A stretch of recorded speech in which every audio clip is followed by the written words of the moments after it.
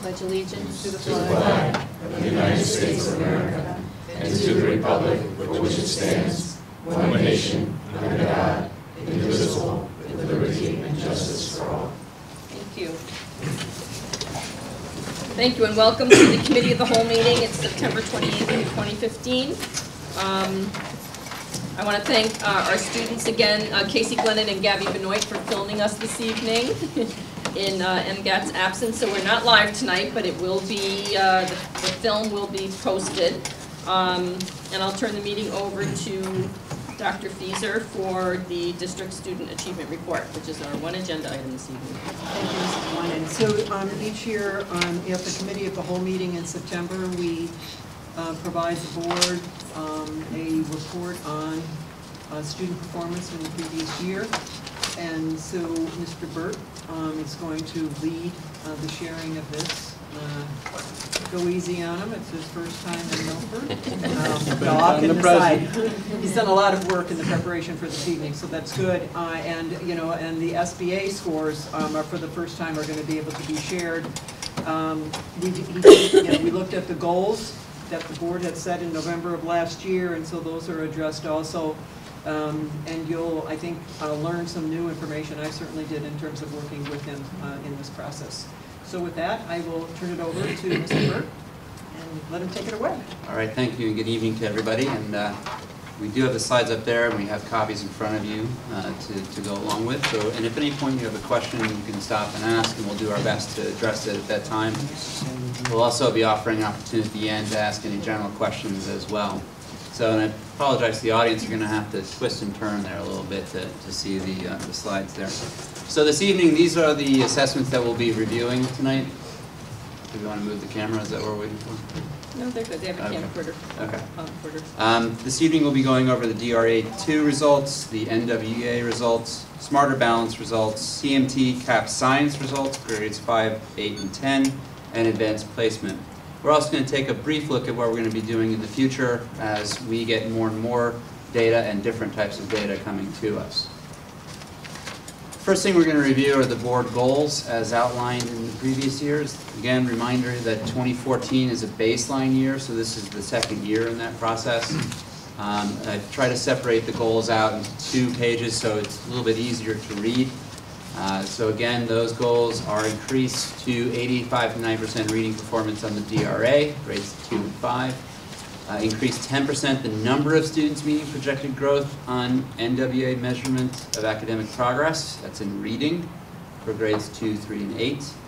Reduced by 3 percentage points on the DRA the gap between special education and regular education students.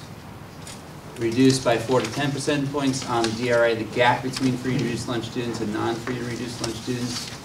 Increased by 5 to 8 percentage points performance on grades 5 and 8 CMT Science, and 6 to 10% on grade 10. And an indicator for the AP is the Advanced Placement Equity and Excellent ratio.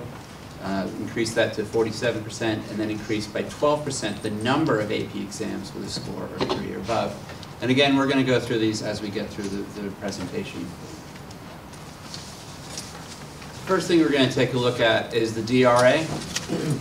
And again, this is an assessment essentially of reading. I've broken out the different grade levels, and we're going to start here with grades K, 1, and 2. K and 1 and 2, as you can see, have made progress. This is in last year, in 2014-2015. The first number to your far left, that is the fall number. The middle one is the winter number, and then the far right is the spring number. In general, again, we don't give this in the fall to our kindergarten students. So you can see we made some appropriate growth in grades K1 and 2, but we did see a plateau in grade 1 from the winter to spring. And we are examining all of these grades, all of these scores. Again, all of our teachers and all of our principals have access to this data through the data portal and through reports, and they are examining all these things in their individual buildings. Seem to be able to move forward here. Paul, can I get you to hit the space bar for me? Or are we frozen? Oh, there we go. Okay. So in grades 3, now the second slide again to break out. I try not to make these slides too confusing to you, although I tend to confuse you as much as possible tonight. Again, this is 3, 4, and 5. Fall, winter, and spring. Starting point on your left and the ending point on the right. Again, seeing appropriate growth over time for all of our students. Thank you. In terms of board goals, it increased to 85% to 90% for reading performance on the DRA2 in grades 2 and 5.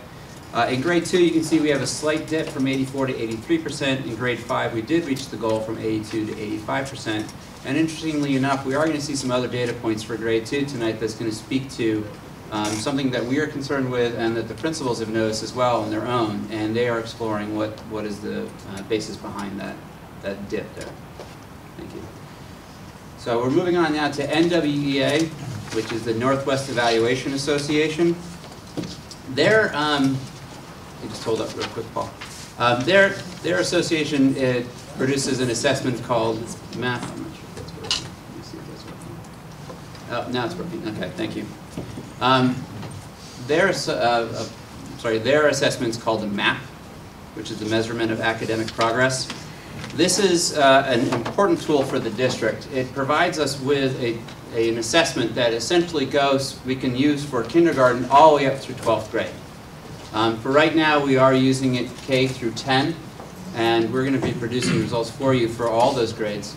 And the nice thing about this, it's a single scale sort. And the way I can explain this is really more about your height. We all get measured by the same scale. And it shows us progress over time. So you can imagine when you're born, one of the first things that everyone asks you after the name and the gender of the baby is, well, what are the statistics? What is the height and weight? Well, it's a standard scale, the height. And the nice thing about the height also is that you have expected growth over time. My kids always get, they go to the doctor every year and they get that scale. What's their percentage? Where are they in terms of their peers? Well, NWEA does the same thing. There's a single scale for all students, K through 12. But then it'll show you, are they making appropriate growth over time, and where do they sit in terms of their peers?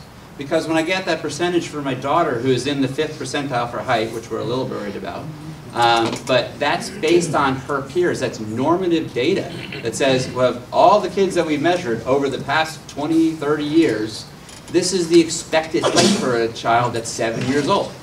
So if your child is way down here, they're in the 2nd percentile, and your child is way up here, then they're 98th percentile. So because we get so much different data from the NWEA, there's a lot of different ways we can present it. And so one of the things we're going to show you is that we're going to show you some of the different growth. And you're going to be confused a little bit because one of the scales is going to show you a tremendous amount of growth for kindergartners and much less growth for their older students. Well, it's exactly like growing. For the most part, I'm pretty sure I'm not going to get any taller. As my mom likes to say, I might shrink a little bit, but at this point, I'm not going to get any taller. It's the same thing with skills. You can imagine, what's the skill set for a kindergartner in terms of reading or math?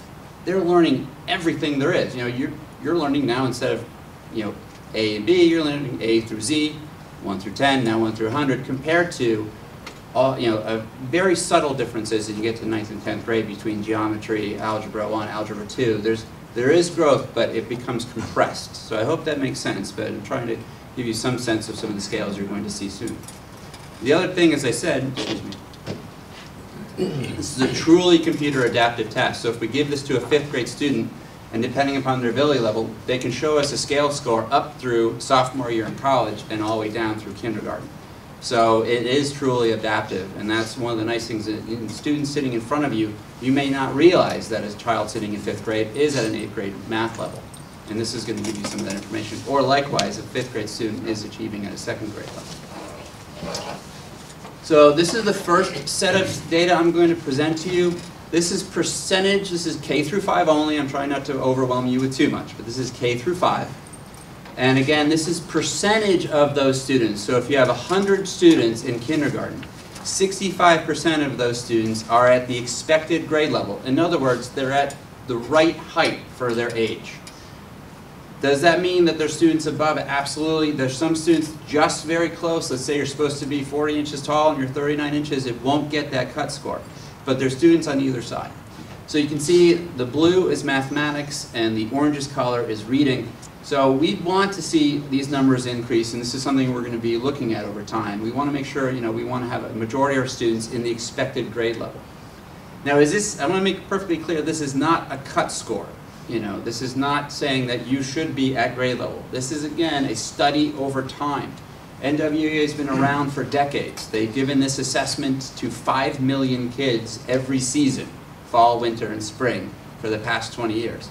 So their normative data means that of all those students, just like our height data, that this is the expected score for a third grader. And then what that says is it's a very simple thing to say, are your students above that score, at that score, or below that score? So that's all this data is showing us.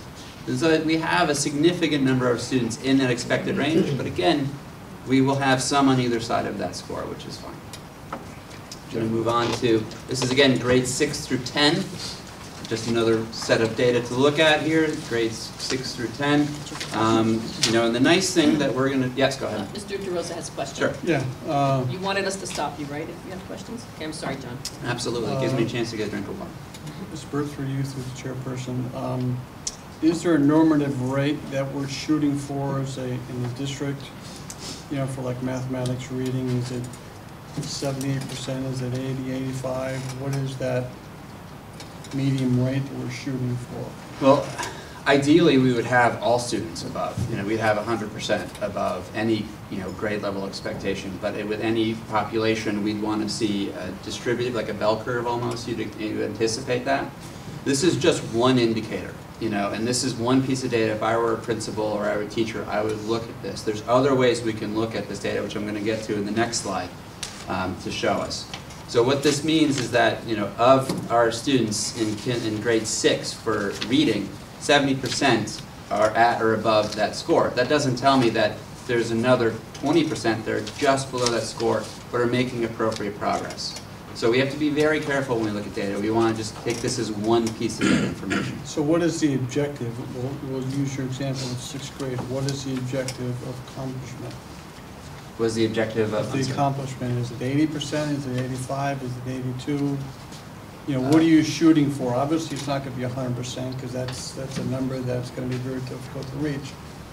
What are we going to find that's acceptable, across the board, and knowing the fact that as we go longer, the rate of growth is going to decrease because it's just the way it is. You learn less, but you learn more in depth. This is thank you for the question. This is a district level report, and ideally what we use this information for is for individual students with teachers. And what this does, it gives your exact measurement for the fall. And what we can say is, okay, here's your, let's say the scale is 200. You should be at a RIT score is what it's called at 200, and you're at 190, which means perhaps you're an entire grade level behind. So appropriate growth for you wouldn't be just one grade level. We want to see you move a grade and a half.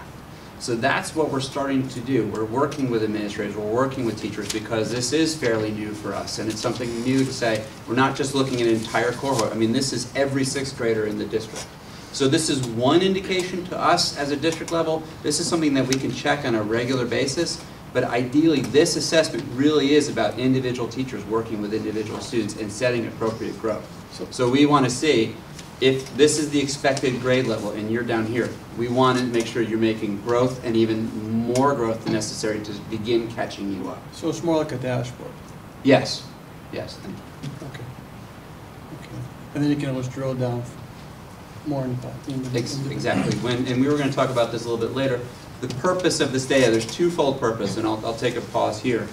One is the data, the district level. That's for us. That's a report card for us. And when we get to the SBA, that's a snapshot in time. That is a snapshot in March, if it were, or if we took it in April. We took the CMTs and the CAP in March. We took these in April. That's good at the district level. It tells us maybe even at the school level and the grade level of what's happening. And it can help us maybe examine our curriculum documents, our pacing, our resources, some fundamental shifts that we've done in the past few years. Let's say we're going to shift an instructional method. We will anticipate a dip. There's actually, when you implement anything new, it's called the implementation dip. Oh, okay. There you go. And so that's the cautious part, is when you start hitting that dip down here, is you can't be too wary of that and go, oh no, we're going to stop what we're doing. You have to push through if you believe in that innovation. So in some cases, when we get to the CMT and CAP science data, we're going to see some significant drops because we are shifting thoughts. So the two parts of the data, district level data gives us a report card, gives us a snapshot, gives the public, give you a high level view of how we're doing, and keeps us accountable for that. The second part of the data is really about what are we doing for kids. Because the CMT you took back in March, and I'm a 5th grader, isn't going to really help me now I'm in October, because we just got the scores. Okay? Same thing with the SBA. It's a series of assessments, you're in there for 6-7 hours. That's great information for us as a district. Is it going to impact your teaching the next day? Is it really going to impact you, especially if you're 3rd grade?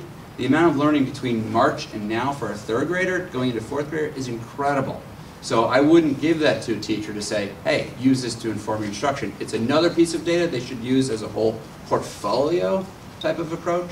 But in reality, this is the type of information we want to give them, the DRA, the NWA, the MAP assessments, the F&P that we're moving towards, our local assessments, the teacher-generated assessments, the collaboration working with our supervisors and our administrators to develop locally developed assessments based on our curriculum.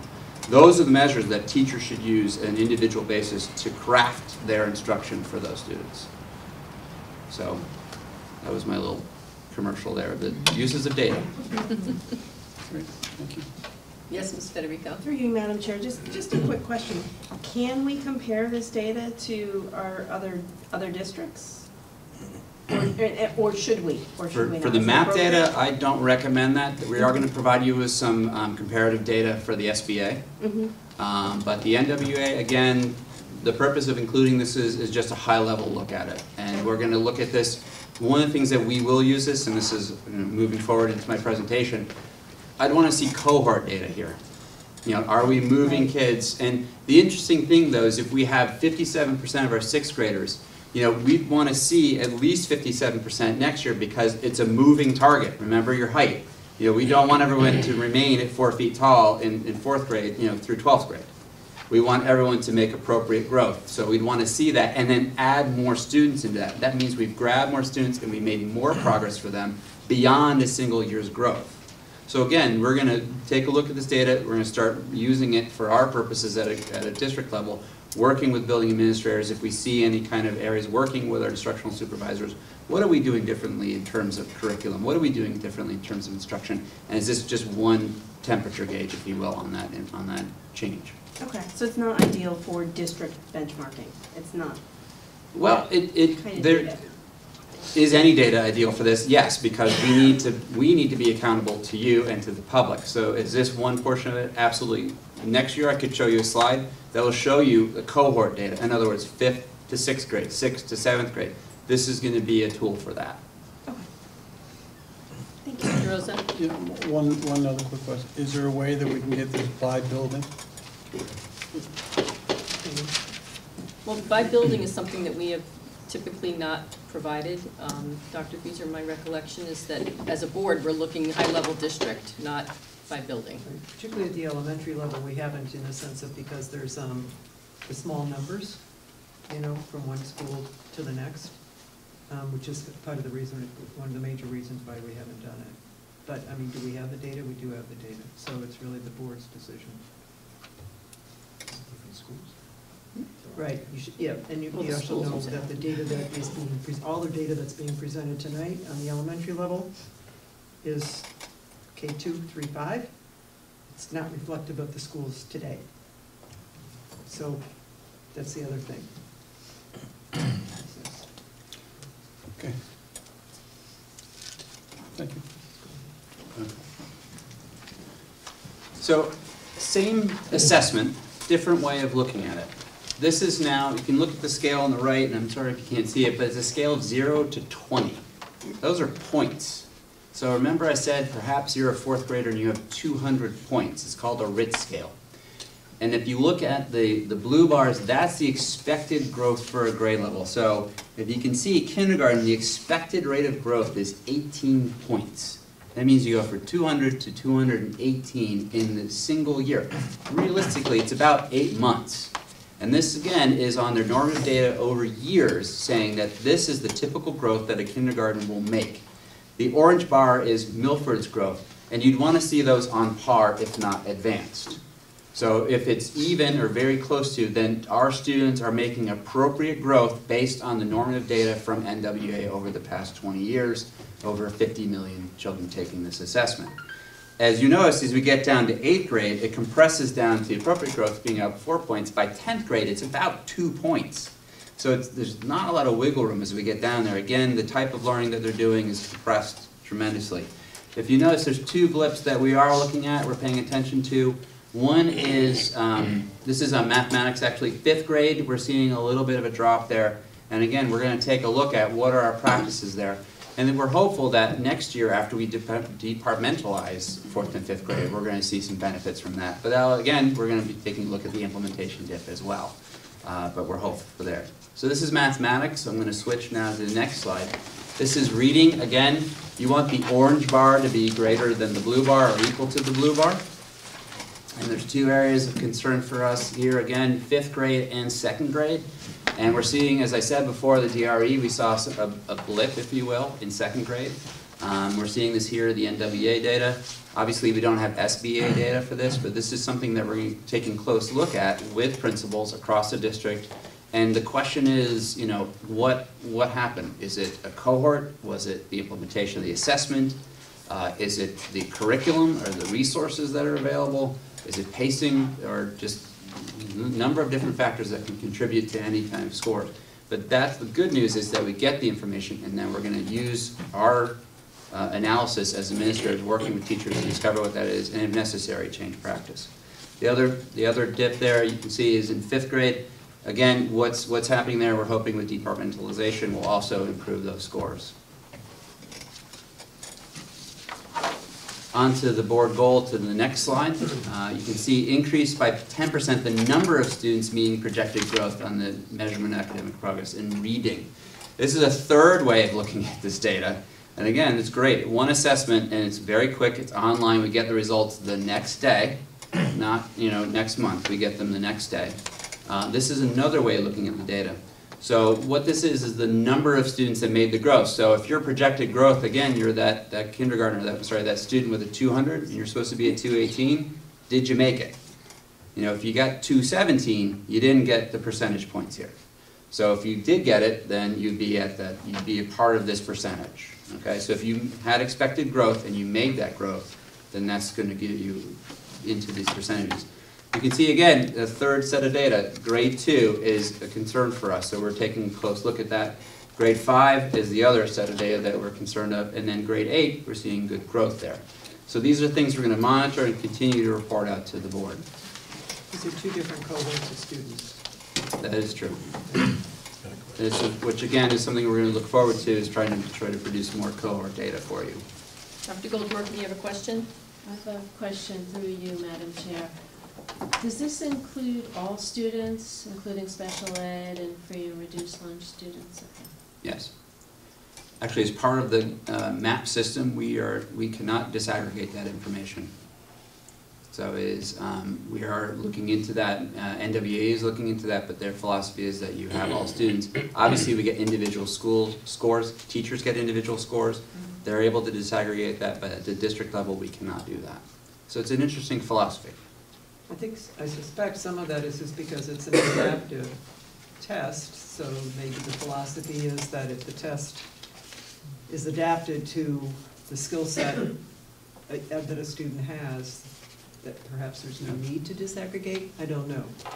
A good point as well, that if you are a 5th grade student but you're scoring at the 1st grade level, it will show that actually the algorithm will produce an appropriate growth rate for you as well for 1st grade. And so it'll adapt to whatever level you are at. So we can see, interestingly enough, we're exploring further with principals and with teachers individual growth sheets, because we can produce for individual students a growth goal sheet. You can sit down with that student and you can say, okay, what do you think you're going to do this year? Let's take a look at your score, your projected growth. What are some of the strategies we can use? It's an interesting form, and you can print it right out from your desktop. Any teacher can.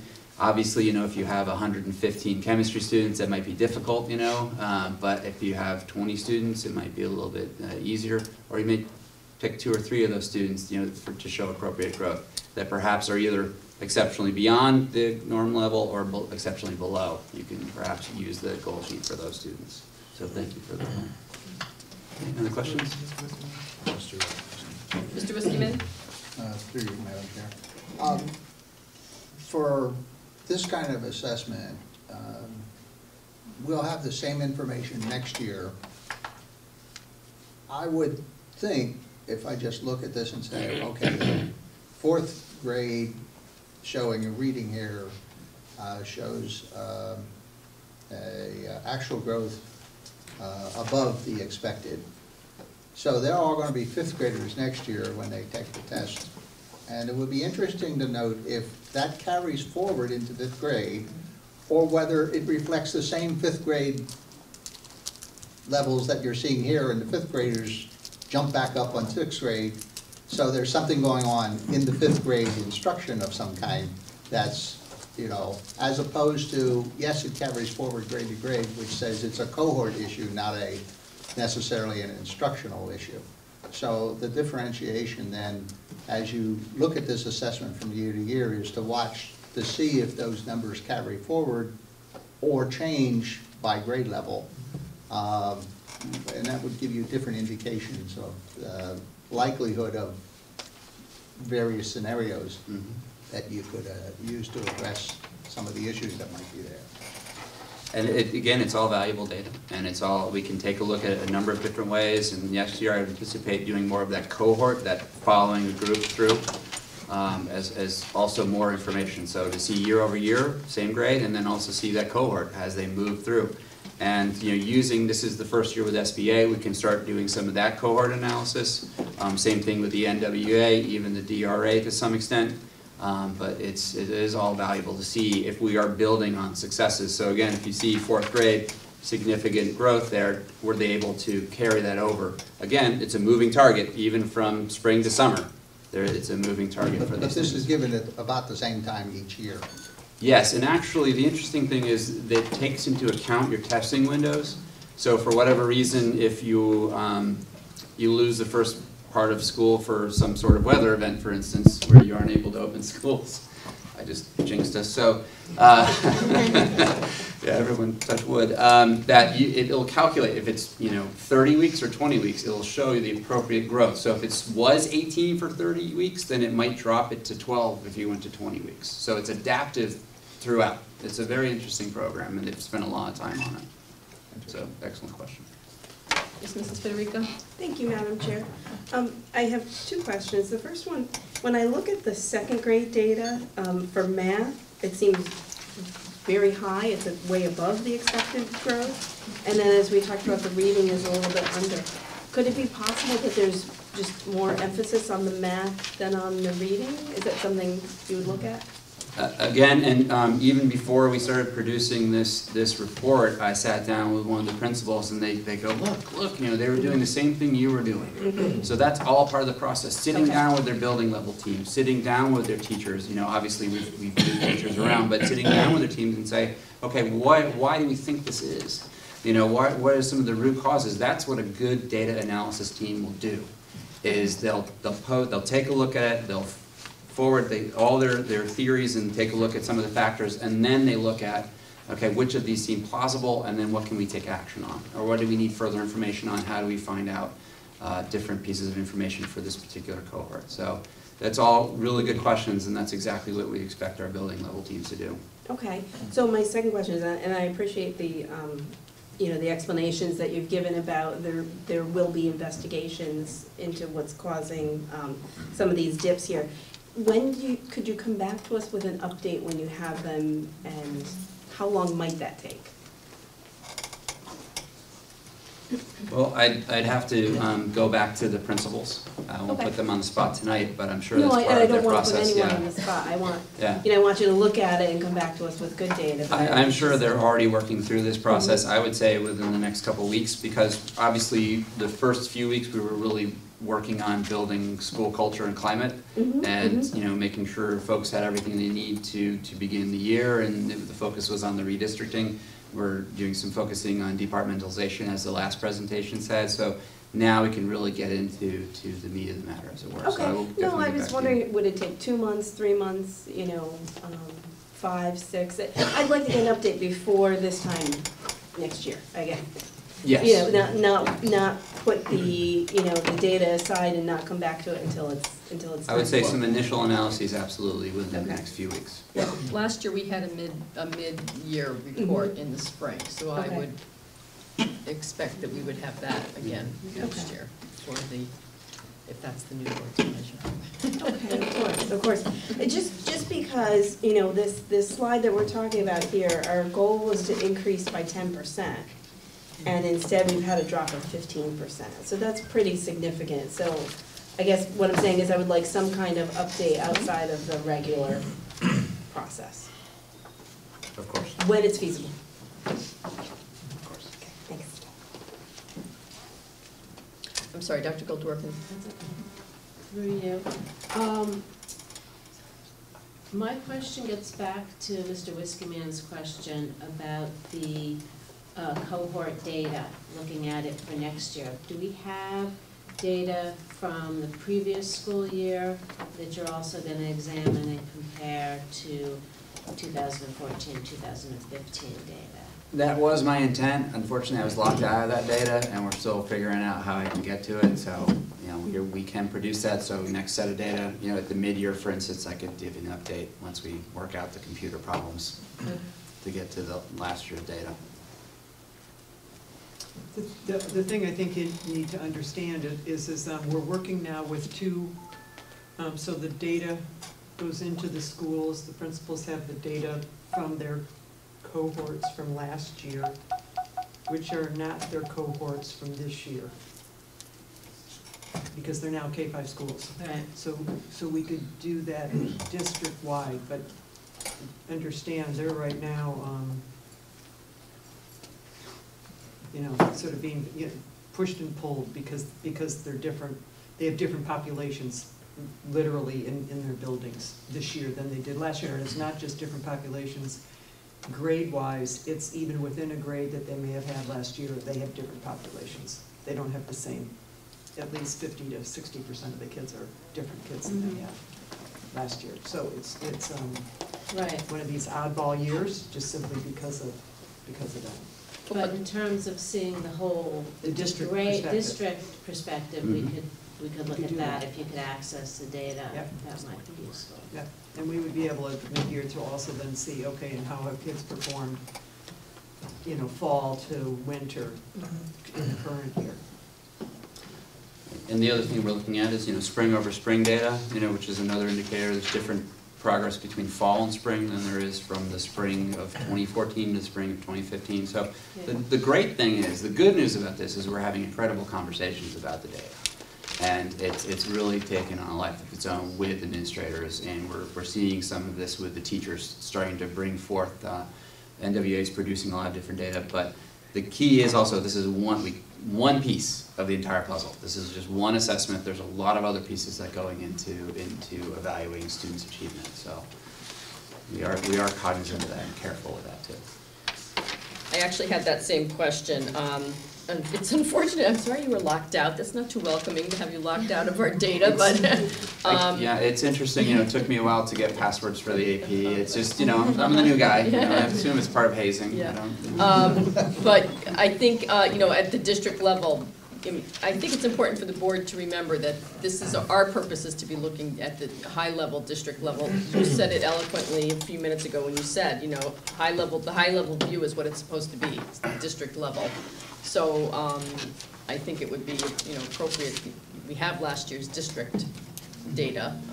For us, it doesn't need to be cohorts at this, or it doesn't have to be at the school, broken down that far, and understood that we have different configurations this year than last year, but the district data wouldn't be relevant to the district data then. Okay.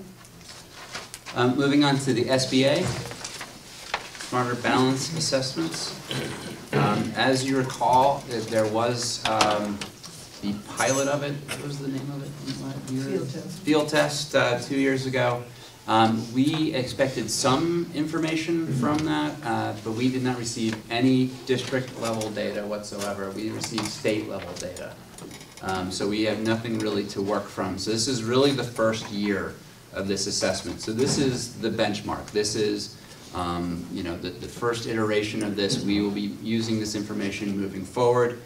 So to help get some understanding, we've provided our data along with state data as well as some comparison districts to see, just to give us some sense.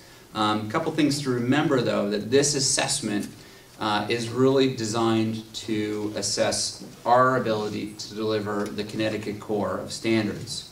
And as we've made transitions over the past 3 to 4 years, there is going to be adjustments. And one of the important things to remember is that 11th grade students that took the assessment, they haven't had 5 years of Common Core, of Connecticut core. They've had our other standards, and they've had the other assessment. They have the CMT and the CAT in that area.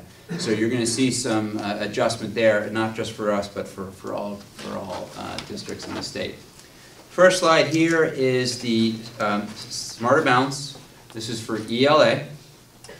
This provides you with the percentage of students at a level 3. Something to note as well is that the scale on the CMT and the CAT is a 5, 1 through 5. If you recall, 3 is proficient, 4 is goal, and 5 was advanced. And depending upon which district you're in, some districts reported those students at proficient because that was considered to be proficient by the state, and other districts reported at goal. Milford is one of those districts that report at goal, which of course is a higher standard. The SBA is a standard of 1 through 4. And while I did call the state to ask them, well, what is their consideration for passing, they didn't really give me a solid answer. They said most districts are assuming 3 as a proficient level. And when we get the individual student reports, it appears that 3 is the passing, if you will, or proficiency on this exam. But in So, using go the ahead. term proficient, it's not the way proficient was used with the CMT. That's Right. the confusing part. So under SBA, proficient is equivalent to goal. That was not the case in CMT. and Right. CAT. So the language, there were many of us that asked them not to use the term proficient, but they went ahead and used it, so. So locally, we Level 3. begin using mastery, as level 3 is mastery of that, and then 4 would be exceeding the mastery level. So again, on this slide you have blue would be Milford and green is the state. It goes from grade 3 over to grade 11, and this is ELA. One of the interesting pieces here is the 11th grade score on this, which is significantly higher than the other grades and the state.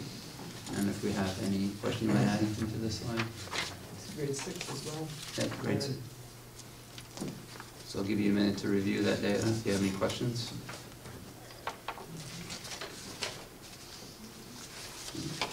The next slide is mathematics, and this is where I was talking about, you can see the slope here from grade 3, where students have begun in kindergarten essentially with the new standards, all the way down to grade 11 who had very little experience with new standards, yet they're taking the new test. So we can see a downward slope on the scores there. Red would be the Milford score, and green would be the state score. Grade 3 to your left, and grade 11 all the way to the right. Is math investigations aligned with Common Core? Yes. Madam Chair? Yes, Dr. Goldworkin. Through you, these scores and percents, are they all students? Yes. Okay. I do remember that the Commissioner of Education, in her back-to-school message around the assessments hadn't yet been released, but she stated that one of the things that districts will notice is that you could conceivably have students in the elementary level, particularly like grades 3 and 4, actually performing at a higher percentage than you would see kids in the middle school, particularly like grade 8. And grade 8 is one of those grades that they have been ahead of the Connecticut's Common Core standards. And so they have not had the same change in the curriculum that the kids in the elementary schools have had. And so you start to see, and particularly in grades 3 and 4, you see that that's the case. And of course, grade 11.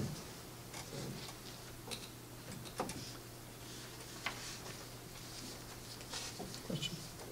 I have a question. Dr. Goldworkin? The, comparing the English language arts scores and the mathematics scores, I also see a big difference in the percents, except for maybe grade 3. Can you comment on that? In many cases, having looked at the ELA standards, the Connecticut standards to these standards, there were some similar standards, specifically around the area of writing. And social studies also had similar standards.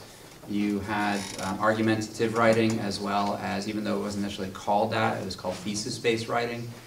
CAP had something similar to that, but then you also had more narrative writing and informational writing.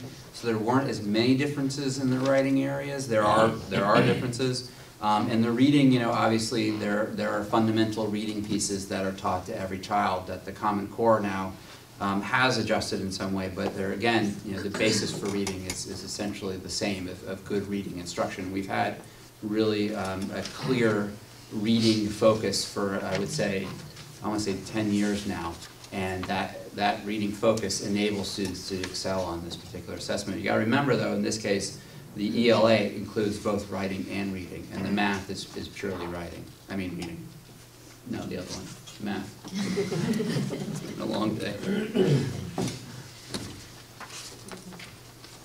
Okay. The next one is some disaggregated data. Unfortunately, if you recall in the packet that you received for this board meeting, you did receive this page from the CMT reports, or CT reports, and it gives you the full disaggregated data. This is something anyone can get. It's a public report on ctreports.com. And you can print, you can say, well, give me all the subgroups and print it out in one form. It's easily taken. You can download this as an Excel form. When we get into what's called the TIDE engine for the SBA, they do not give us these reports. Everything has to be done. You pull these information out by hand. Is not, even when you click into the individual reports, you can't easily digest it. So what I have for you tonight, and again, I can give you a greater update at the mid-year, is only for the two subgroups. I don't have for you the opposite that the rest of the students. In other words, we have students with disabilities to provide you the information on the gap, and I have to apologize for that. But working through this new reporting system is not as easy as the old reporting system. This was fairly database centered, which I really enjoy working with. You can click on different pieces, print it out, and you can download it as an Excel form. In the SBA, we're struggling trying to get this information out, and I'm unable to provide it with you tonight. So I take full responsibility for that, and I apologize. But we can provide you on the left-hand side is the language arts for students with disabilities. And one other interesting thing, which we do have to contact the state for, is that we no longer have an individual report for students and free and reduced lunch, which, as you can see in the board packet, is one of the, full free and reduced meals versus full price meals. They now term this a larger group called high needs, which includes ELL students, students on free and reduced lunch, and special ed students. And there's no way for us to disaggregate that further. This is the first I've heard of this reporting, and I've been to many state meetings. So I do have to contact the state and discover, is there further disaggregation or not? So we're unable, again, to provide you further information. On the right-hand side, you do have mathematics for those two same groups, for the state and for Milford. Question? Yes, Mr. Riskiman? Could you go over that again, the difference between students with disabilities and high needs? Because it sounded like those with disabilities were within the high needs also. That is correct. So according to what I'm reading, the high needs group includes ELL students, English language learners, special ed students, and the students on free and reduced lunch. So what differentiates disabilities? It's Confusing. it's not really clear to me. Is this entire group subsumed under the high needs group, or are they two separate groups that somehow they pulled out certain individuals who have certain specific disabilities? I don't know what that means exactly. And we have the same question because this is the same reporting system, for the CMT and the CAPT. This is exact same, they're providing the same information. So the question we have, why is this information not easily translatable into the SBA? It could be a function of the consortium not providing that information. It could be that we didn't request that as a state, I'm not sure. So we do have to contact the folks we know up at the state and this assessment system. Just left me without a sense of, what am I looking at here, Exactly. So I will update this if I can get that information and provide an update to you in the future.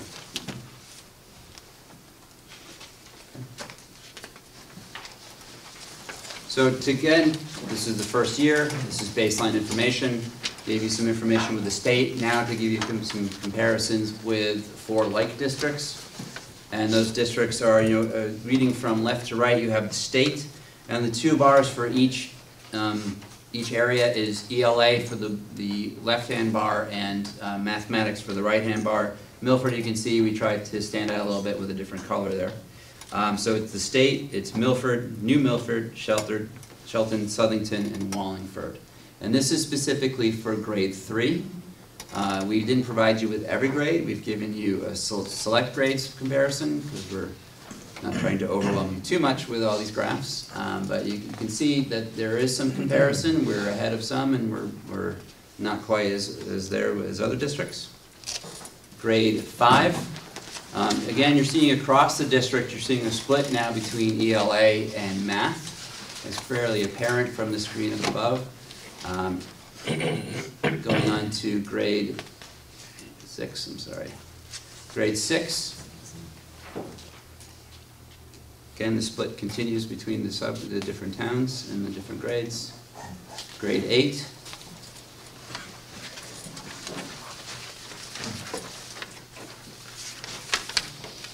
And finally, grade 11.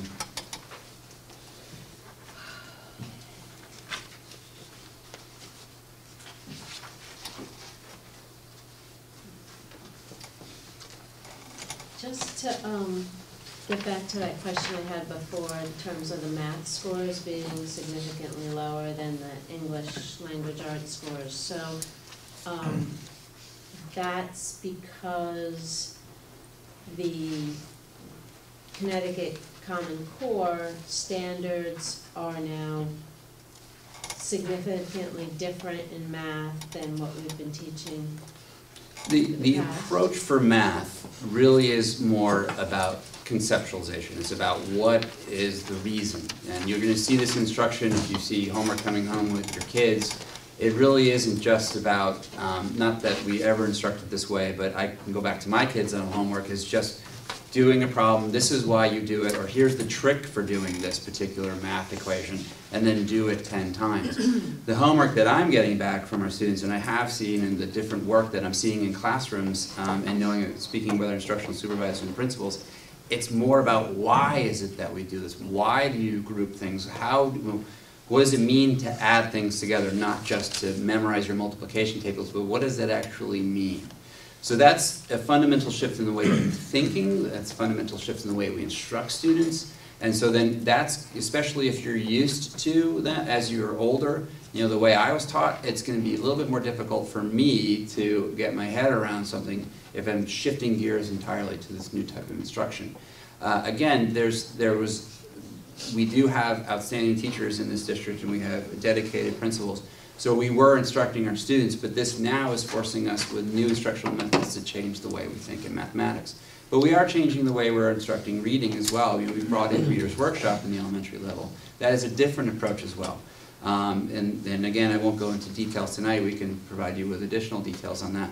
But but the fundamentals for reading have been known to us for years. And the Big Five, is that correct? Thank you. The big 6 is research, so, you know, and so I get things confused at 8 o'clock at night.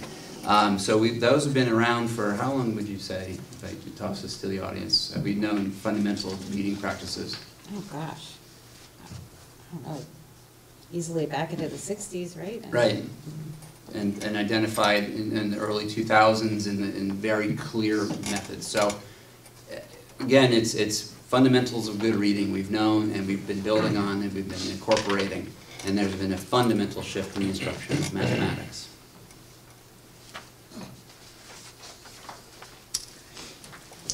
Yes. Yes, Mrs. Federico. Thank you, Madam Chair. What was the rationale behind the 4 districts that you chose?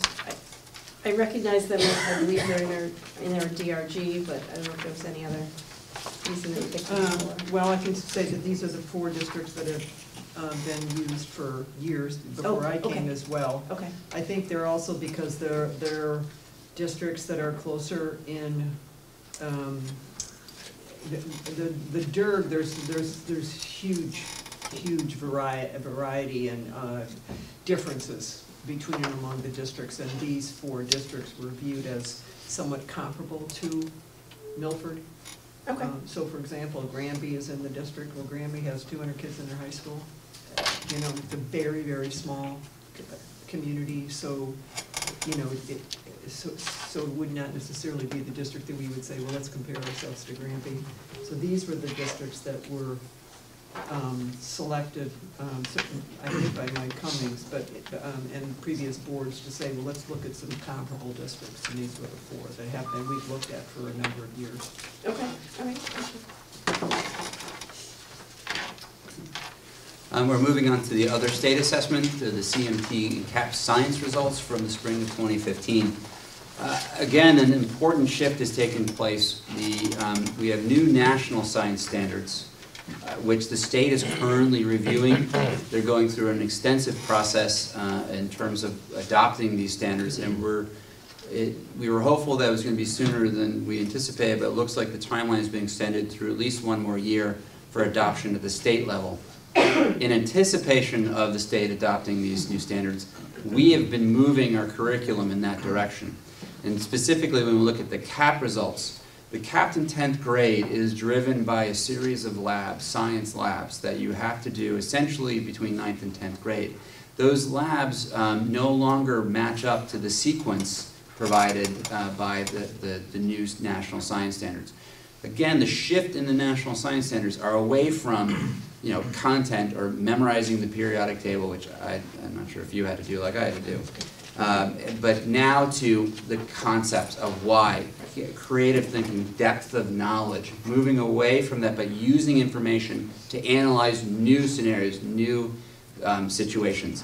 And that shift is going to see a change from what we see on the CMT and CAT. Obviously, as younger grades, the concepts are not as advanced in the older grades. So when you look at 10th and 11th grade, you're dealing with fairly significant science concepts. When you're looking at a 5th or 8th grade, that those concepts are not quite as advanced. So the differences between the standards are not as significant. But you look at the high school standards. I remember sitting down with a biology teacher last year. They're heavy, rich standards for biology. Where we looked at the old standards that Connecticut had, they were fairly broad and loose. And to base an assessment such as the CMT and CAT on those old standards, now that we're making that switch, we're going to see some significant changes in those results. As an important note, we are moving, the state is, once they adopt these things, we are moving to new science assessment. They're in process now. They're not sure what that's going to look like, if it's going to be online. Right now, the CAP and CMT are paper and pencil tests, so they want to move to an online assessment. So how does that change the nature? So we're going to be seeing new data points again for science in the coming years. As a side note, also, being a history guy, we have to say that we have new social studies standards as well that they've adopted, although those were grown in-house in Connecticut. But those also now are related to the Common Core and to the Connecticut Core, to support thinking, reading, speaking, and writing standards. So there's a fundamental shift in what we assess. We're seeing this at the AP level as well, as another side note. They're shifting exams from when I used to teach AP US History. Really, it was, and half the test was rote memorization, trying to remember as many details as possible to try to get a high score in the multiple choice. And then the essays is where more of the thinking was. They're shifting away from that, trying to memorize 400 or 500 years of history, to actually using the history to think and analyze. So across the nation, we're seeing a change. We're also seeing a shift in the SAT. So we can't, the preface to this series of graphs really is that these assessments, in a sense, are from the old way of thinking, and that we're moving to a new way of thinking. So, and actually it's borne through, you can see the state line as well as Milford line. We're seeing a general downward trend as the state is shifting away from old standards to new standards. On the top, you'll see Milford in the blue line. This is from 2011 to 2015, this most current one. This is for our 5th graders. And what this percentage is showing you, the scale on the left is from 50 to 100. This is the percentage at goal. Remember, this is a scale of 5. And we're reporting out those students at a goal. If we report at proficient, we'd obviously much higher percentage. Same thing for 8th grade. We're seeing a downward trend or a flat trend at the state. Same thing for Milford. Again, the scale is from 50 to 100, a percentage of goal for your 8th grade students. Reminder, this assessment is only given in 5th, 8th, and 10th grade, which is creating some concern for high school in particular. We have 10th grade students taking the science, and then they go on to taking the 11th grade SBA, which we'll talk about in a moment. Which one of those assessments are more appropriate for our students as we move away from those standards. Finally, 10th grade, again, now the scale here you can see has been shifted from 20 to 100. Our scores are much lower, but again, percentage at goal. How much credence do we place on this? I'm not sure, as we again are moving away from that, and we're doing a tremendous amount of curriculum work and changing our instructional methods at the high school level in particular. Again, those sequence of those labs, if we stopped to do these labs in our instruction, we would get away from a lot of the high-level work that we're doing with our students. So it's a balance, and I can't speak for this district, but in my last district, I gave permission to the 9th and 10th grade teachers to not worry so much about the labs because we knew we were moving away from it. So our scores in my previous district did dip tremendously because they moved away from that. But we knew that we were acknowledging we were moving away from this assessment. Any questions on that before I move on? Yep. Yes, Ms. Federico? Thank you, Madam Chair. Any idea how long before we'll see a new state assessment aligned?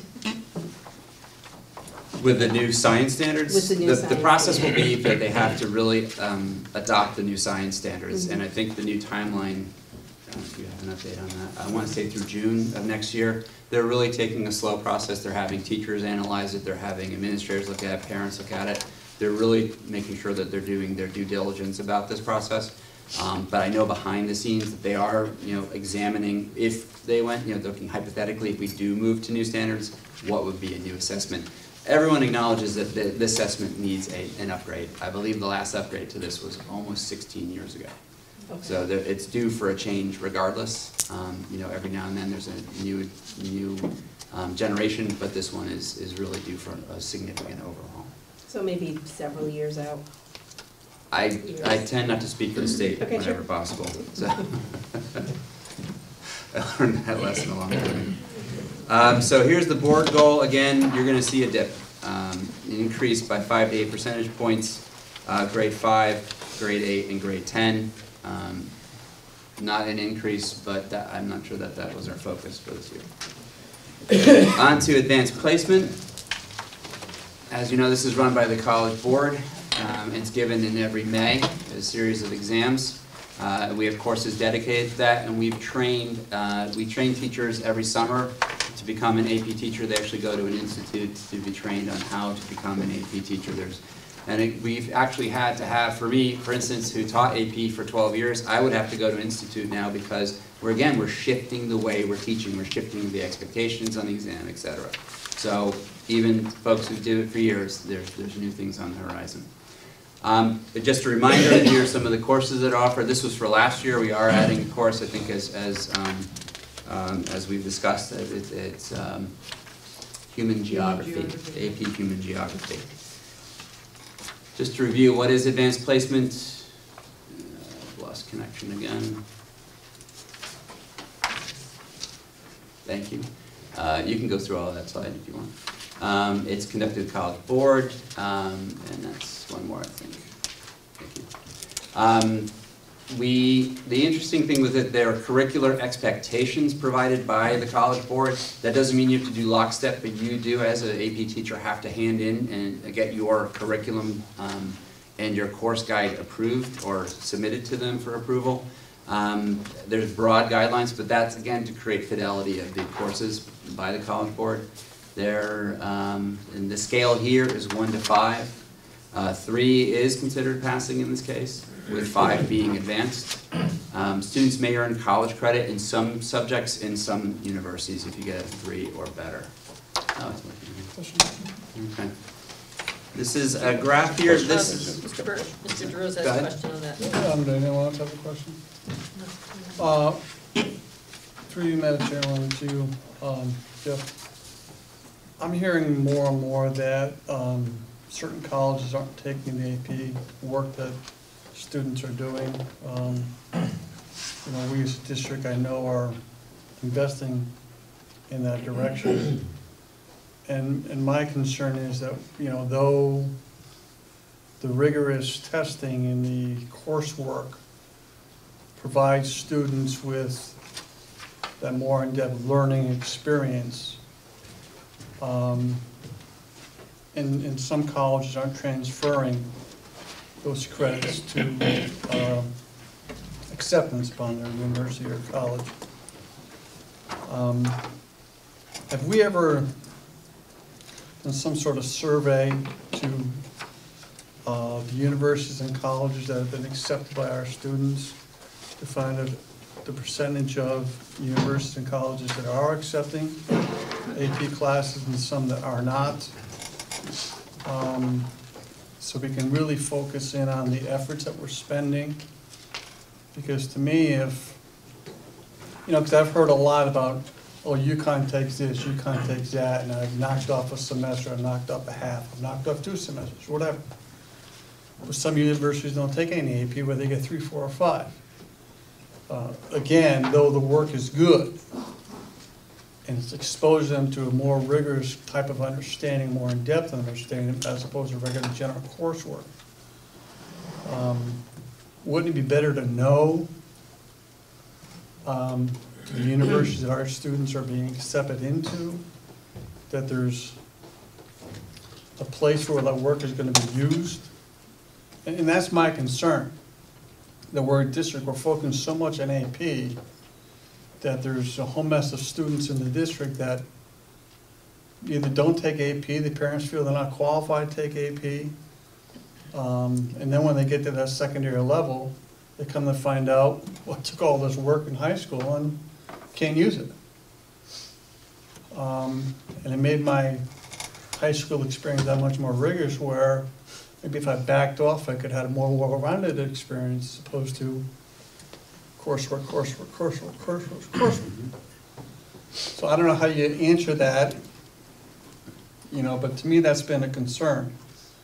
You know, my daughter's been on college now for 3 years, and I still get reports from other students, her grades, previous grades, later grades, that, you know, some kids are struggling in classes, even though they took AP classes. And I just want to make sure that the focus is there in the classroom, that every child's getting that maximum opportunity to learn, the most time available to learn in those 4 years. Because once we pass them, I don't say pass them, but once they graduate through, we're done. They can't come back and say, well, you messed up. Well, I took this class and I thought getting this grade was going to be that much easier. In actuality, it turns out to be that much more harder because they're shortened in some areas. So that's a concern of mine. So I don't know how you can address that. There were a number of concerns in there, so I'll see. Sorry. I think I counted more than I had one. 5 months to make that opinion, so. So in order of your questions, I think I'll try to address them as best as possible. In terms of credits and where they're accepted, that's easily found. All colleges publish that, and our guidance counselor offices have that information. They also share that with the students when they're making these decisions.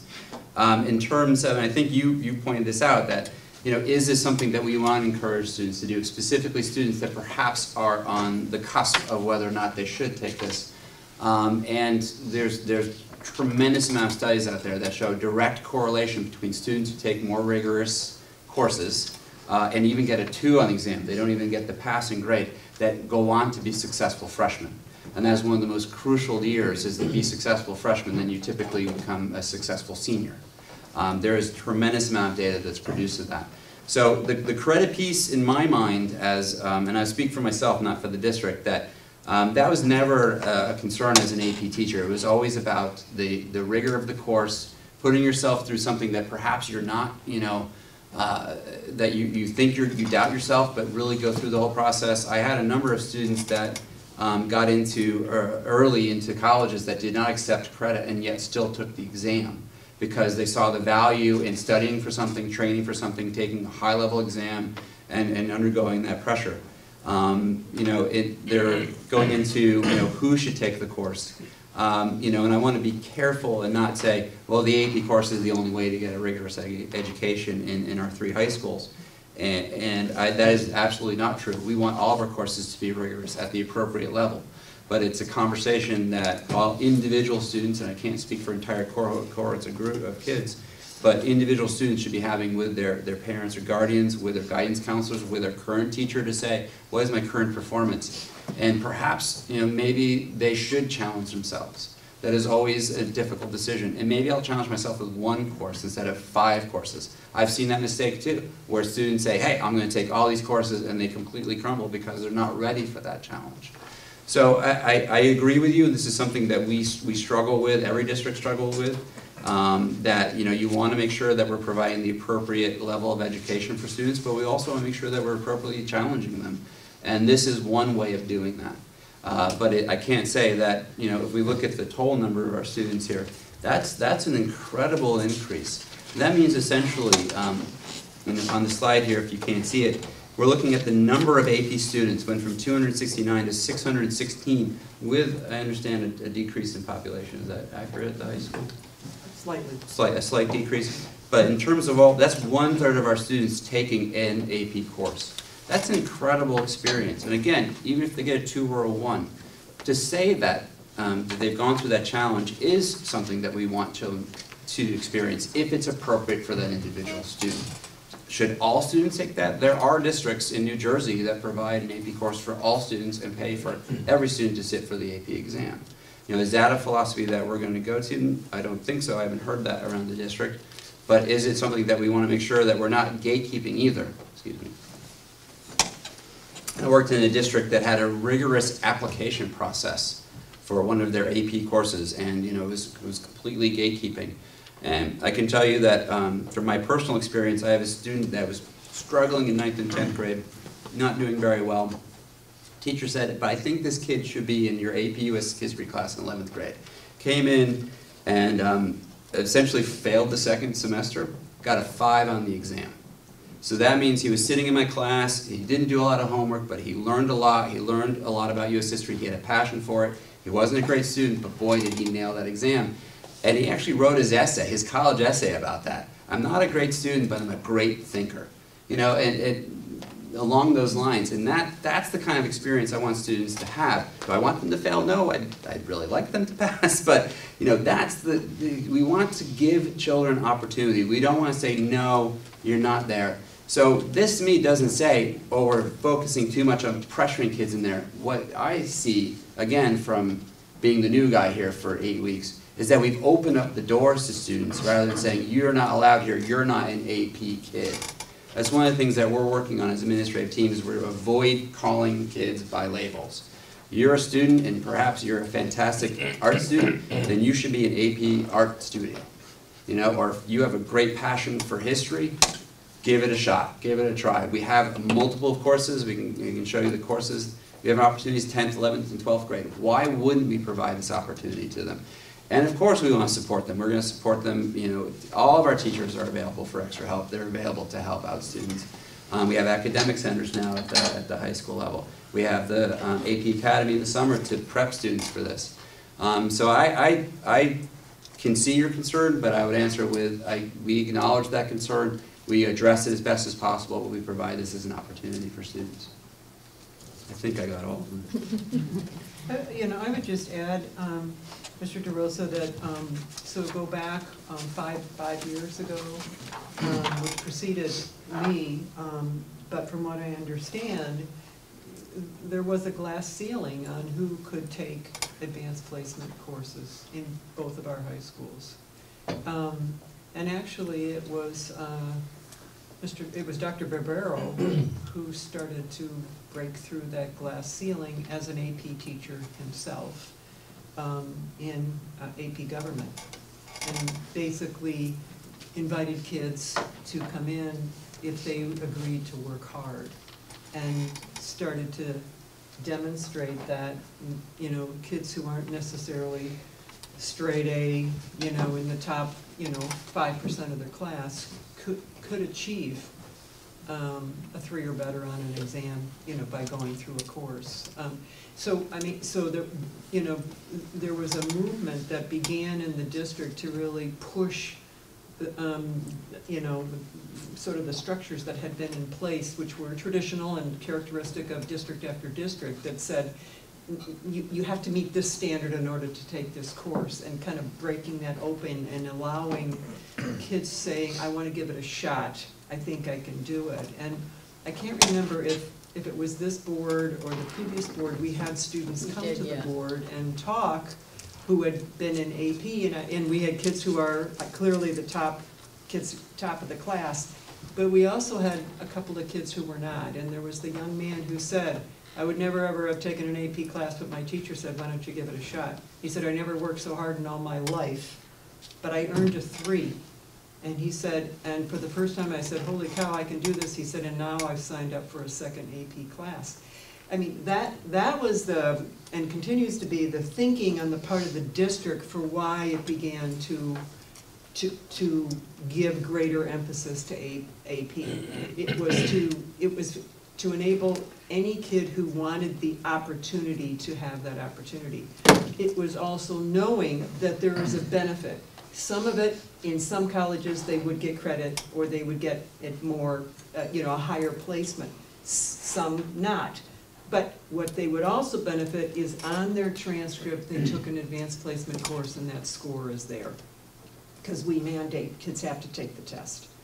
And so I think, you know, I think it has contributed significantly to lifting the level of excellence in both high schools, and excellence being defined not just simply as, again, the top 5% of your students, but excellence in as far as any kid can achieve excellence. It may not be in every single discipline, but they certainly can achieve excellence if we define advanced placement as one form of excellence. And so that was the momentum. Your point about universities backing off, they are. In comparison to, say, 10 years ago. And I think some of that is just because you have such a much higher percentage of kids across the nation who are taking advanced placement than did 10 years ago, 15 years ago. Maybe that's a financial piece on the part of colleges.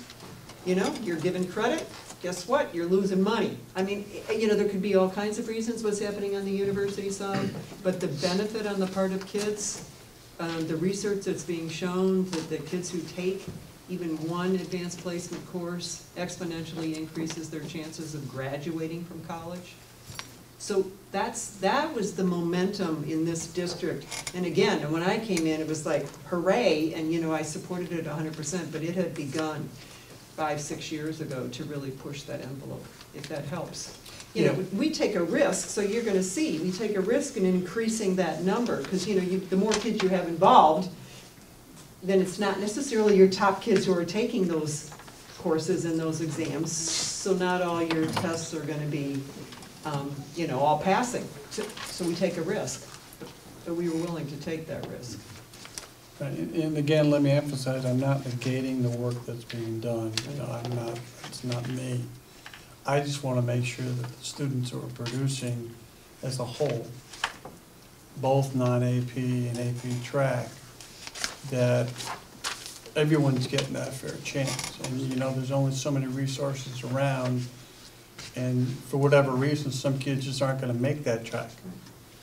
And I wanna make sure that they're not getting stuck because they're graduating. And they're going on to, you know, junior college or state level university. That's all they can afford, number one. But even at that level, they're not cutting the mustard, even taking an AP or not an AP. So to me, that's, I mean, they're taking second year remedial math. To me, that's a problem. You know, we missed the boat somewhere. And I just want to make sure that, you got, like I said, you've heard me say, we got 4 years to produce the best well-rounded students we can in 4 years. And hopefully we're catching more than we're not. And so for the sake of producing a certain type of student, we're producing the best well-rounded experience for all of our students. And that's really the emphasis I'm trying to make here. Not negating the work or the in-depth classroom experience they're getting now. Because there is more than just going to class. Music, arts, sciences, physics, whatever, that will benefit a student sometimes more than just a classroom experience. And that's what course, you know, that will benefit more than just the book smarts. Right. You know, especially the social aspect. So that's my point of bringing that up. Well taken. I think we go to great lengths, though, here in Milford to offer a wealth of breadth of opportunities for kids. So I'm kind of not really sure if you're being critical of that or not, but, you know, we as a board, I think, have been very cognizant of making sure that the students have a lot of opportunity for music, for sports, I mean, arts. We're very supportive of all the different disciplines. And, but, you know, it's up to the students and their families and their teachers to make the decisions based on their interests and their needs as to what they're going to take advantage of. But the opportunity is certainly there. I do remember one of board members saying that we wanted to make sure that, to not assume that every kid, first of all, is going on to college. Right. And also to make sure that, you know, we remember that not every kid is going on to a 4-year college, if they're going on to, you know, school, et cetera. And that is something that's really important for us to remember. And I know that certainly that has been, you know, front and center in some of the elective programs that have been developed. So, for example, you know, a lot of the computer science classes or the app design classes, et cetera, that's intended for every student, regardless of, you know, where you are, you know, necessarily academically. You know, and there's a number of other courses, and we certainly haven't sought to eliminate, you know, tech ed classes or the business class. You know, if anything, we really sought to enhance those because we really do believe in comprehensive education, that our high schools are comprehensive high schools. But I do hear what you're saying. We report out on the AP scores every year, and it suggests that that's the priority. Right, and that's really maybe what I'm leaning towards. I'm not being critical, it's but an that's, important point, absolutely. you know, so that's really my concern.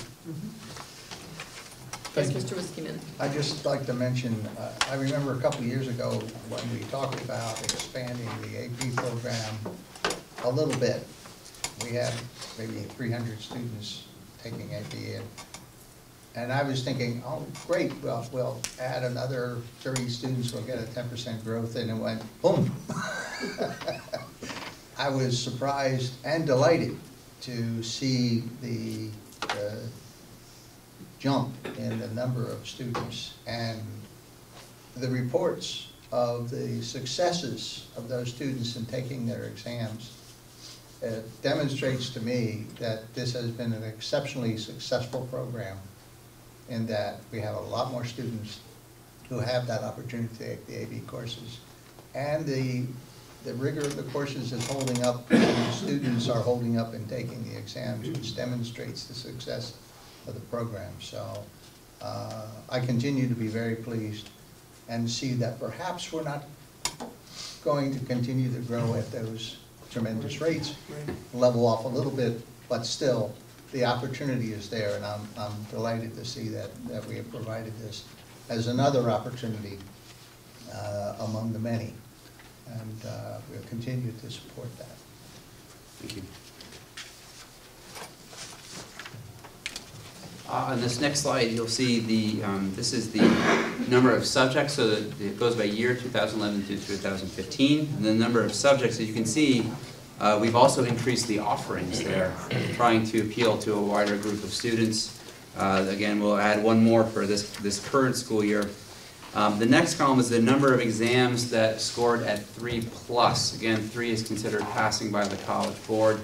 As Dr. Fieser mentioned, we did not sustain that number, but we still are moving in the right direction, and we are offering up that opportunity to all students. The total number of exams has increased steadily over time, but as you can see, the percentage is not there, which as you again open up to a wider variety of students. But we are, both principals, all 3 principals are aware of this, and they are looking at this, and they are taking a look at individual scores and what are some different things, different approaches we can have within individual courses, or we can look at different grade levels, what other kind of preparation. One thing to note, and looking at a whole school system, what are we doing K through 9 to prepare students for this level of rigor in any class? Not just AP classes, but what are we doing as a system to prepare students K through 9, K through 12 to be ready for any challenge? This is just, again, one data point of the entire picture of the district, one data point of a child. So we're just saying, are we opening up opportunities, and are we providing that? And then taking a look at systems-wide, what are we doing to support students to be ready for challenges here and beyond our district? And the other piece I would just say, we're zeroing in on students, but we need to also focus in on our teachers. So we've grown exponentially, which is a good thing, but as a result, we have a number of new teachers who are in advanced placement that maybe they're doing it for the first year or the second year. And, most teachers aren't going to be, have their kids, hit the mark automatically, 100% of their kids, first, second, third year out. So we're mindful of the amount of training that we need to do with our staff because of the, again, the exponential growth that has occurred here on the part of the students who are taking the exams. So the other thing that I would say is over to the right, you can look to see, and this is not defensive, this is just the recognition of what happens when you open up the glass ceiling. So 68% in 2011, but you had 434 exams, you had 300 kids.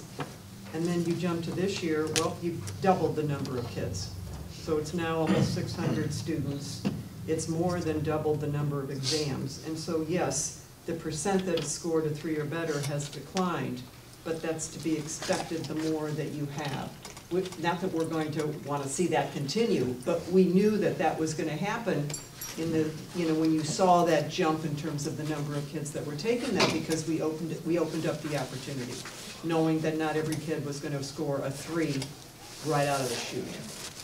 So we're mindful of that, and that's something, we certainly want to get stronger so that we're starting to see the percent of kids scoring a 3 or better, that start to reverse, to go back up, because we do think, going back to Mr. Wiskman's point, we think that we're kind of now stabilizing with respect to the number of students who are taking exams.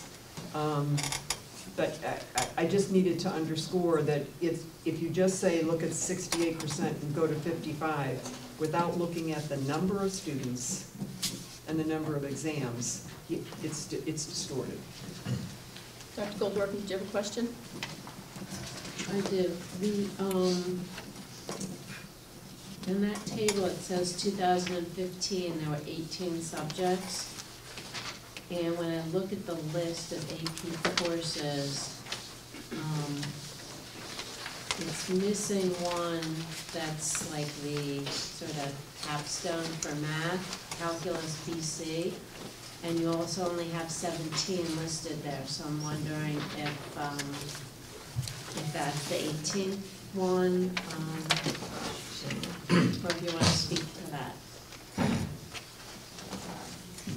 I can't. Okay. I know about Catholic BC, but I honestly can't say whether it was offered last year. I don't know, Okay. okay, but we can get an answer to Yeah. that question. And the other thought that I have is, I know there's some thought in terms of computer science, and I would encourage the district to consider that, yeah. Madam Chair. Mr. Sadi? Thank you, Madam Chair, through you to Mr. Burke. If we focus on page, really page 19 and 18 of the slide presentation, the numbers that we have, if we compare this to page 15 of the board packet we got, the numbers don't seem to match up. So for example, if you go to the page 15 of the board packet, you have number of exams taken, you have 1049, and then on page 18, number of exams is 1052.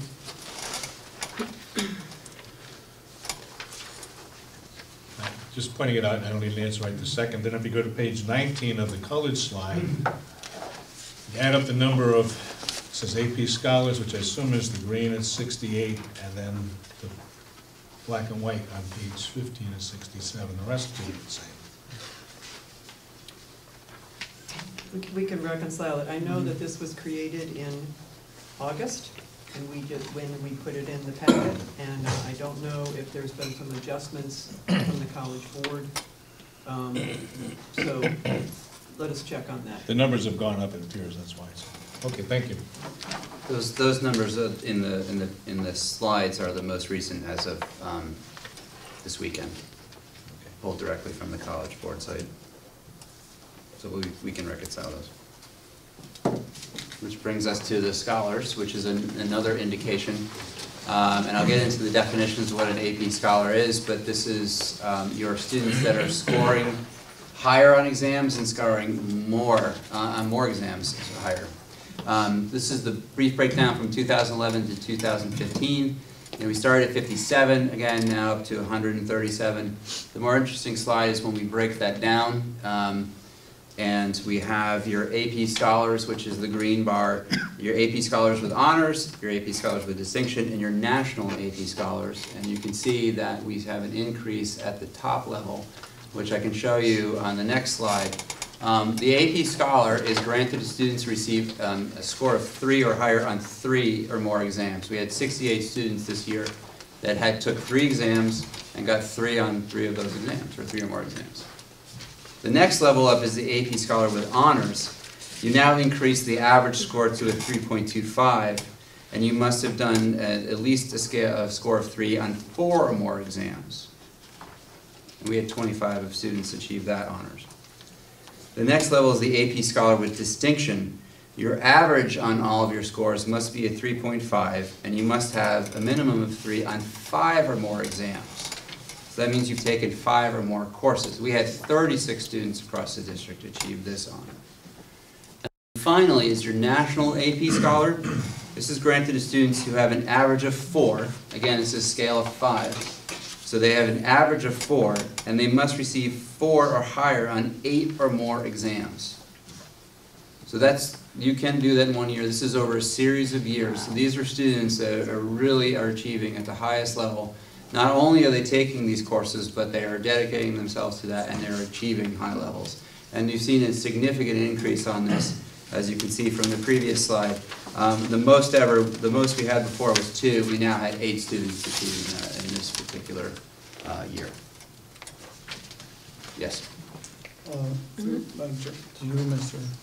To Jeff, you said over a couple of years. Is this over 4 years that they can gather those? You can take an AP course as early as 9th grade. Some districts do allow that. Our human geography course will be in 10th grade, I believe. So you can achieve, it may take you to the senior level to achieve that, but it's all inclusive. I don't recommend taking any of these at No, once. no, I know, but it's not, it doesn't wipe out every year, it accumulates. It's accumulative. So if you took, for instance, AP Human Geography, and then you can take AP US History the following year, AP Government if you're in a social studies track. Okay. social studies guy. Thank you. Okay, thank you. Two indicators that were part of the board goals was achieve in advanced placement, equity, and excellence. The ratio, not a ratio, of to 47%. Essentially what this ratio is take the number of 3 exams that you have and then divide it by the number of students you have. So in other words, the number of students who achieved a 3 divided by the total number of students. So as you saw, the number of students that received a 3 on the exam was lower, but the total number of students taking were higher. This is just one way that the College Board reports it out. We anticipate this to continue to grow as we fine-tune our practices, teachers get more training. As Dr. Fieser said, my first year teaching AP US History was not the best. By the 10th or 12th year, it was far superior just because you get used to the process, you get more training, speak with colleagues, you go to seminars, and you fine-tune your practice. The other indicator there is the number of AP exams with a score of 3 or above. Again, the dip from 617 to 586, and we will continue to monitor this in the future and provide you this data over time.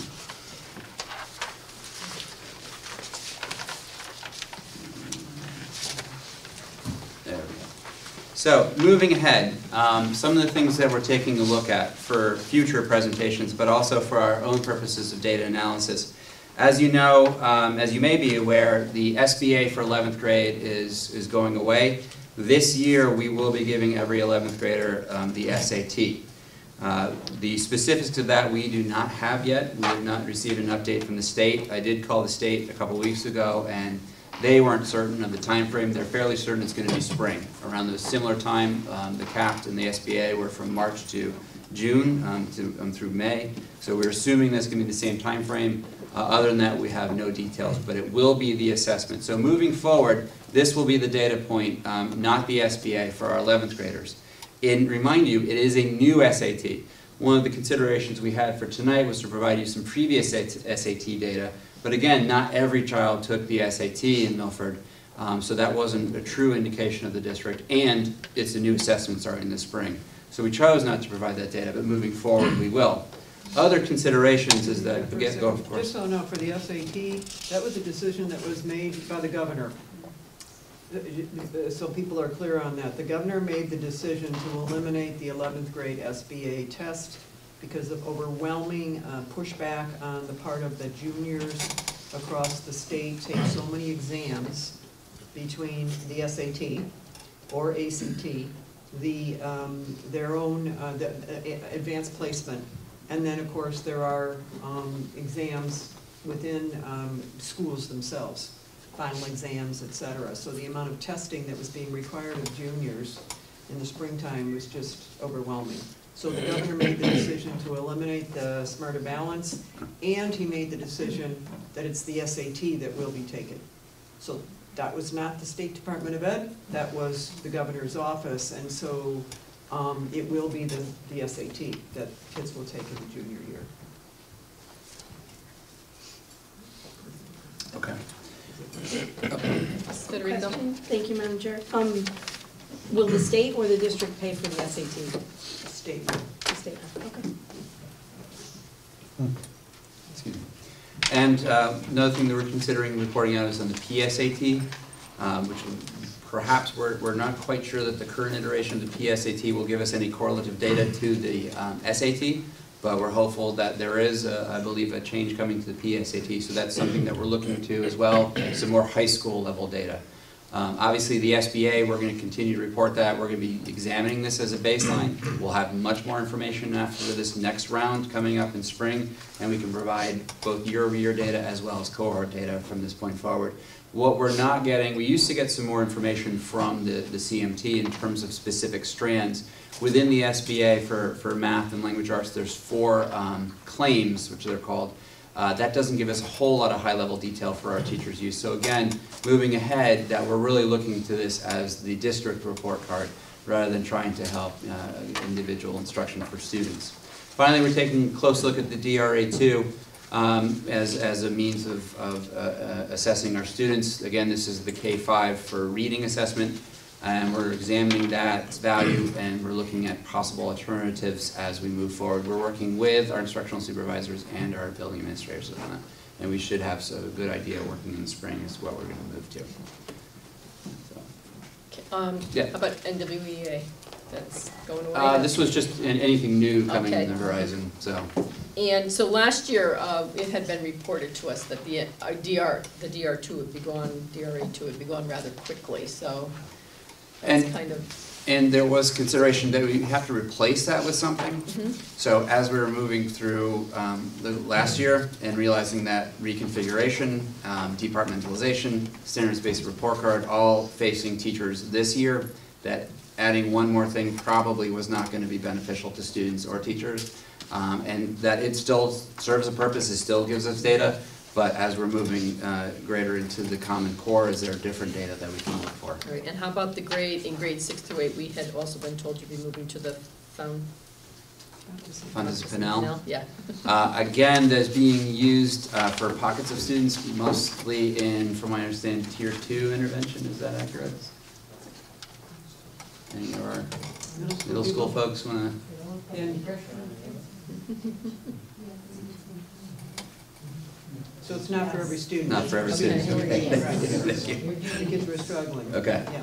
So, but again, that's it's being used. We're essentially taking a look at what data is provided to us, and we'll make a decision as we move forward in the coming years for that. Any questions? Yes? Through you, thank you, Madam Chair. I have a question, and I want to say first that I love the data. I mean, you can tell, I could sit here and look at charts and ask you questions all day. But I hear a lot of concern from students, teachers, people in the community in general who don't even have children in school and parents as well, about how much time students are spending in standardized testing and assessments. So I'm wondering, first of all, is there anything we're looking at here? Is there any way to reduce the amount of time that's being spent in testing? Is there any possible reductions on the horizon? What I would say is I share the same concern, and again, I'll speak for myself, and I'm sure the principals would agree with us that we have to take a hard look at what assessments are we giving. We have to look at the full spectrum. You know, if you're a high school student, you're switching classes. If you're a middle school student, you're switching classes. What assessments are you taking in each class?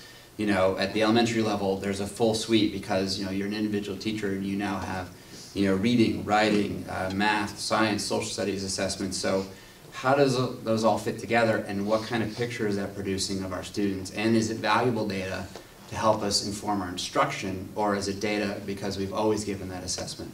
These are those crucial questions that we need to examine over the next year, and then say, if it's not a benefit to us, if it's not a benefit to our students, then why are we using it?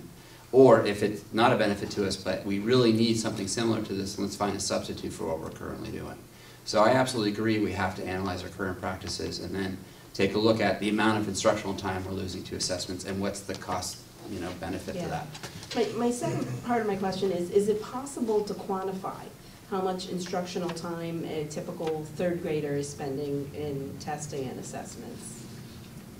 Is it possible? Yes. Do I have that at my fingertips? No.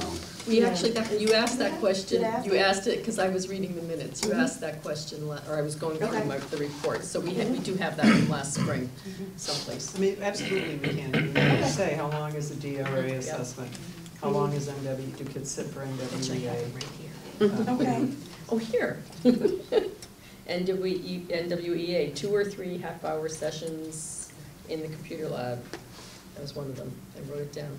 Okay. I mean, maybe we have it, but if we could get it, you know, summarized and Yep. out of, I don't know how many instructional hours there are in a year, so it'd be interesting to see it, perhaps as a percentage. I mean, you think a school day is like 6 hours of instruction, I mean, that's not, you know, approximately. And you get 180 days of instruction, so you're talking about 1,000 hours of instruction in a school year. So if you're spending 50 of those hours taking tests, that's 5%. If you're spending 100 of those hours taking a test, that's 10%. And probably as you reach up toward that 5% number, you begin to become concerned about how many hours you're spending in testing instead of instruction. So you got 1,000 hours. You want to maximize those hours that you're doing instruction. And of course, it's necessary to take some tests, but I share that thought. But it gives you a perspective that if there is some percentage or some number that gives you a sense of, you know, how are we doing? If I may respond, I would caution the board to not lump all assessments into this group, because there are these summative assessments, for instance, the SBA. That's it. It's a one-time shot. We get it. We get the results, and then it is what it is. But there's other assessments that are crucial to instruction.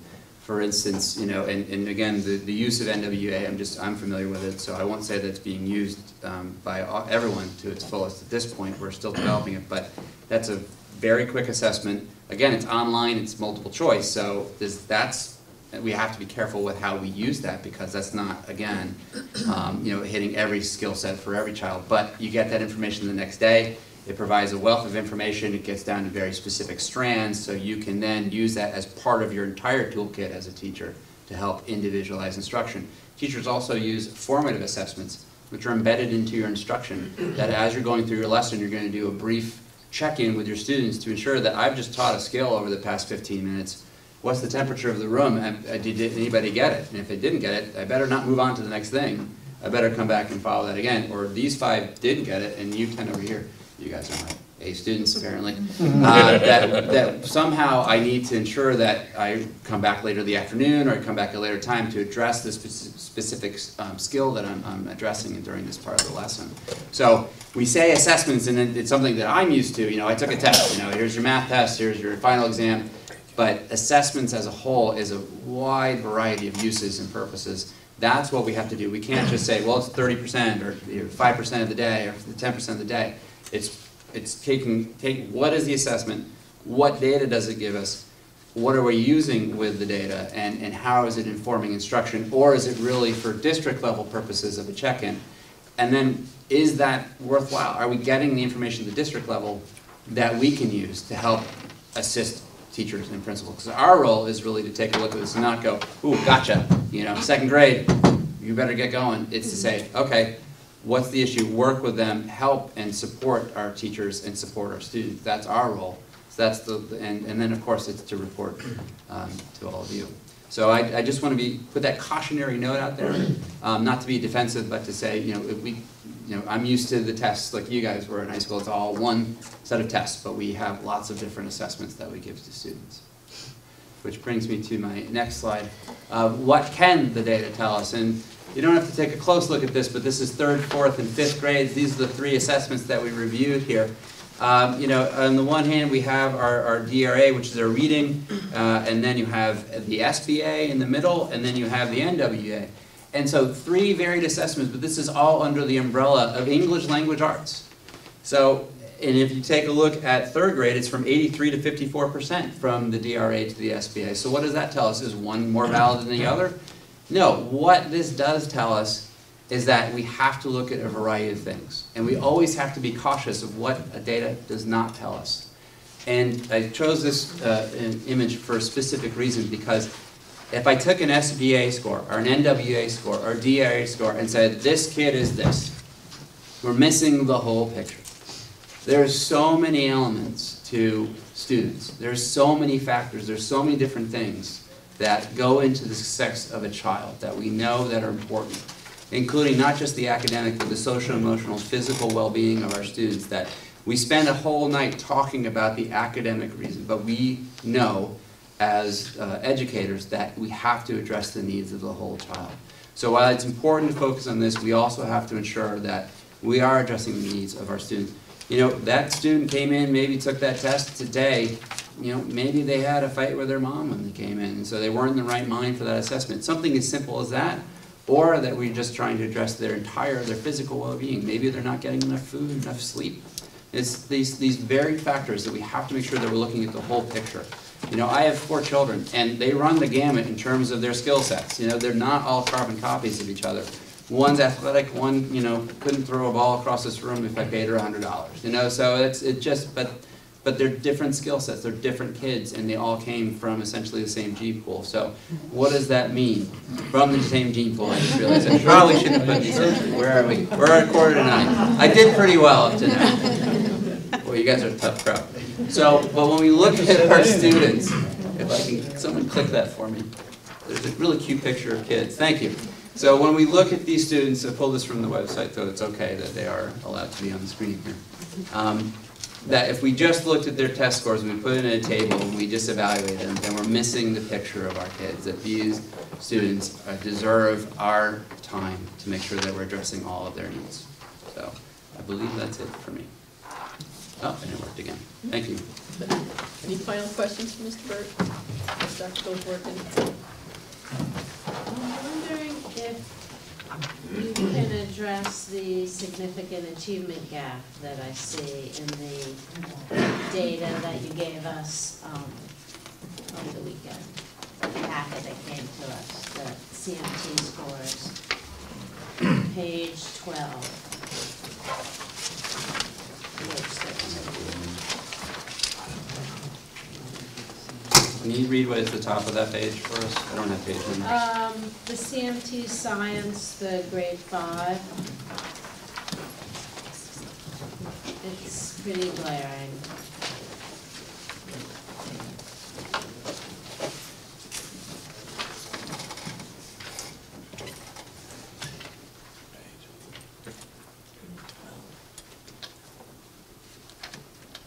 So what we had set as a goal, if my memory serves me correctly, is that we were aiming to reduce the achievement gap on the CMT and the CAP from 2014 to 15 by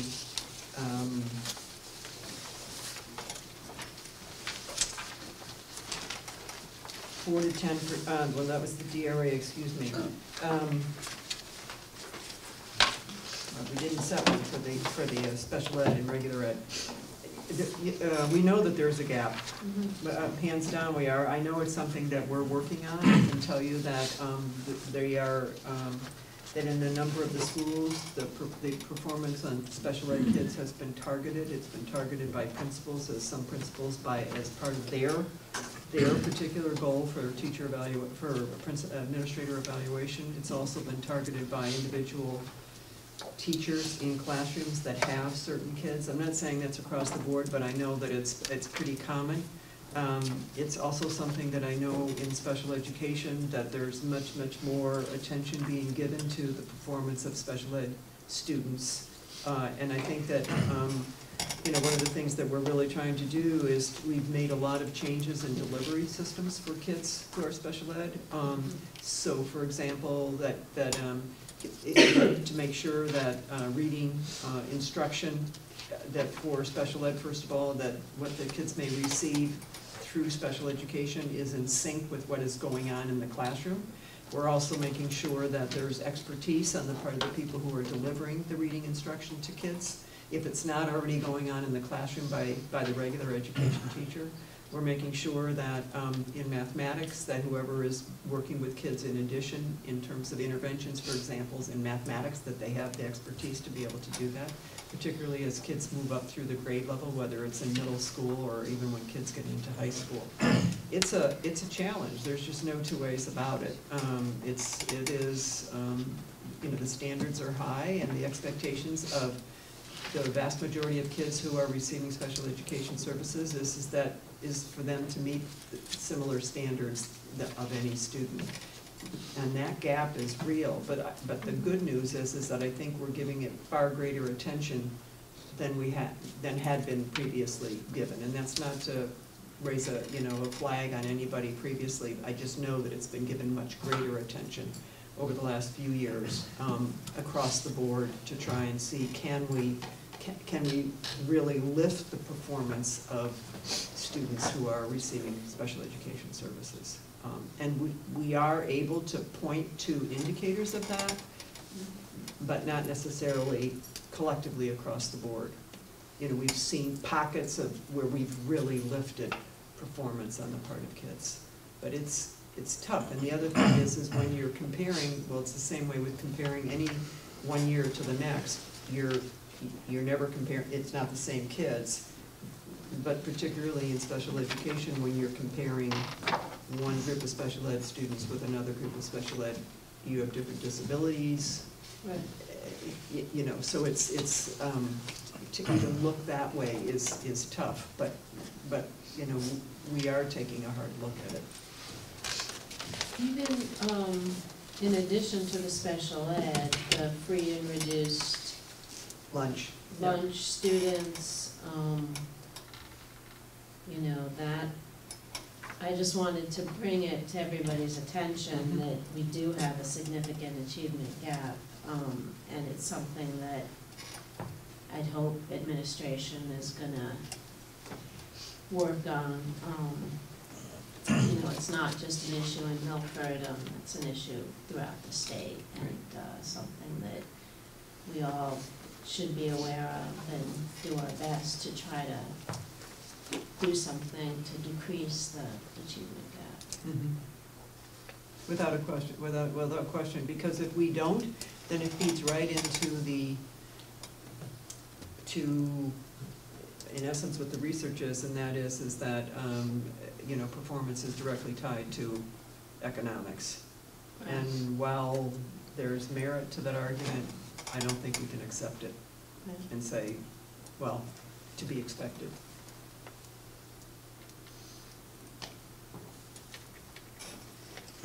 Other questions? Okay. That concludes that then. All right. Thank you. We'll move on to public comment. I'll just read the public comment statement. Speakers may offer objective comments about school operations and programs. The board encourages speakers not to express personal complaints or defamatory comments about Milford Board of Education personnel or any person associated with the Milford Public School System. Security issues and matters relating to negotiations and grievances will not be permitted. Consistent with the principles of the Federal Education Right to Privacy Act, discussion of students is prohibited absent parental waiver. Please note that public comment is limited to agenda items only at the committee of the whole meeting, which tonight was assessment data. You have 3 minutes. Please limit your comments to 3 minutes and state your name and address before you start. Is there anybody who'd like to address the board? Mrs. Burney. Kathy Burney, 96 Centennial Drive. Wonderful presentation. I just have a few comments. First and foremost, one of the key things to make students successful is to make sure they have the study skills and know how to study and know how to take tests.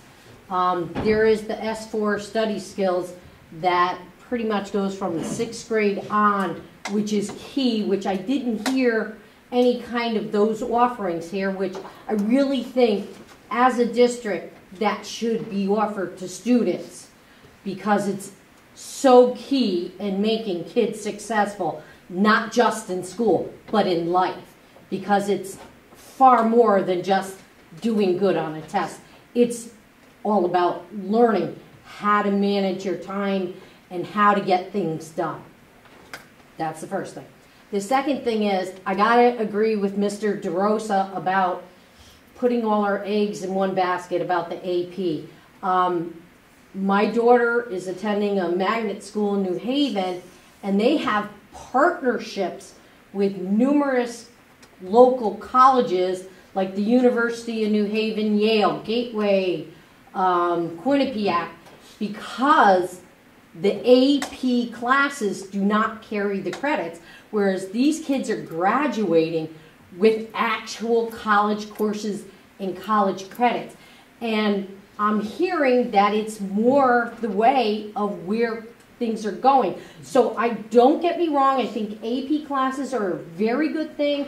I think they're good for the students, but I wouldn't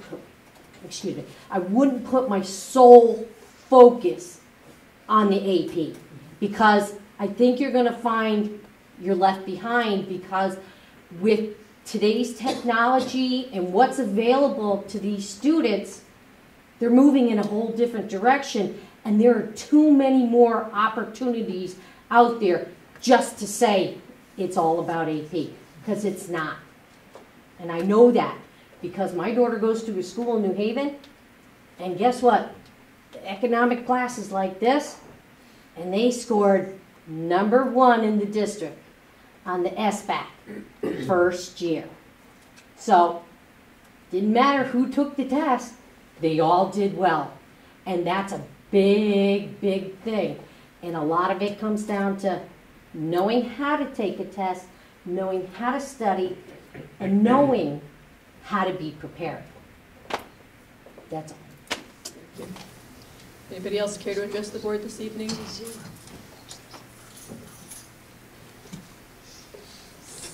Seeing none, I'll take a motion to adjourn. Second. Motion to adjourn, thank you. Second. Thank you, John. Good to see you, Catherine. See you later.